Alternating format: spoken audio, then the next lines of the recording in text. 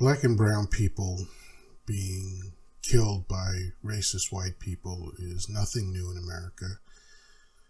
It's as old as America's founding and before that. The United States were never united. The 13 colonies couldn't even agree as to whether it was okay to own people. And in my own history, I experienced racism firsthand and sometimes violently. I lived in an all-white neighborhood when I was 9 and had to fight my way through that situation. And it was bizarre, having adults come up to me and say horrendous things just because of the color of my skin. Racism is really, really stupid as far as I'm concerned. But this thing with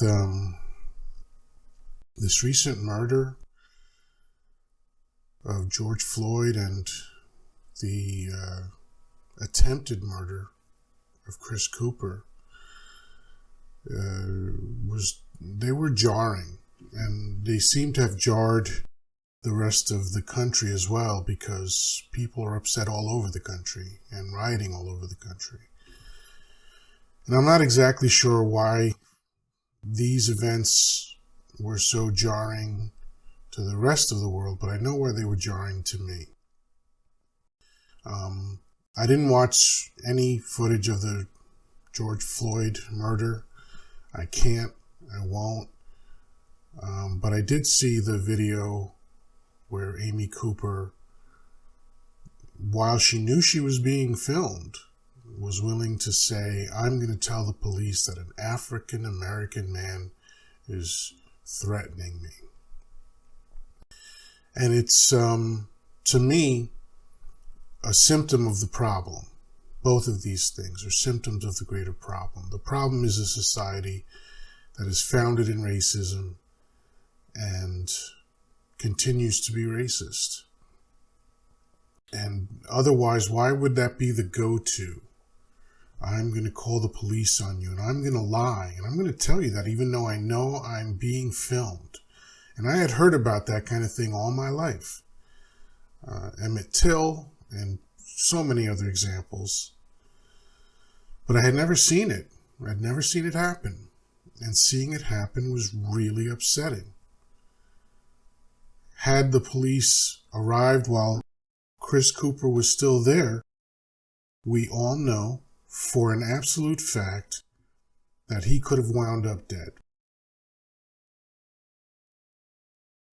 And the immediacy of her decision and the callousness of it is part of what jarred me the most.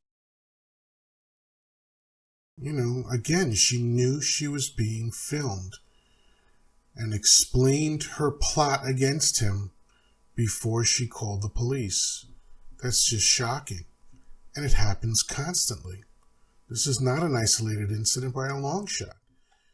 This goes on all around the country all the time. Because for whatever reason, even though Americans brought black and brown people here from Africa and enslaved them and forced them into labor and split their families apart and raped them and killed them, they're somehow angry at us. It's quite amazing. I don't get it. I don't think there's a solution for it. As negative as that is, racists raise racists. And they just pass that stuff on to their children, so the cycle never ends. Maybe eventually it'll peter out. Maybe it'll take a new species to emerge that has more sense than the human race. I don't know. But I know I'm tired of it. And I'd love to see it change. Part of my fatigue is the fact that I really know that it probably won't. So I'm sorry to be so negative, but I just had to get that off my mind.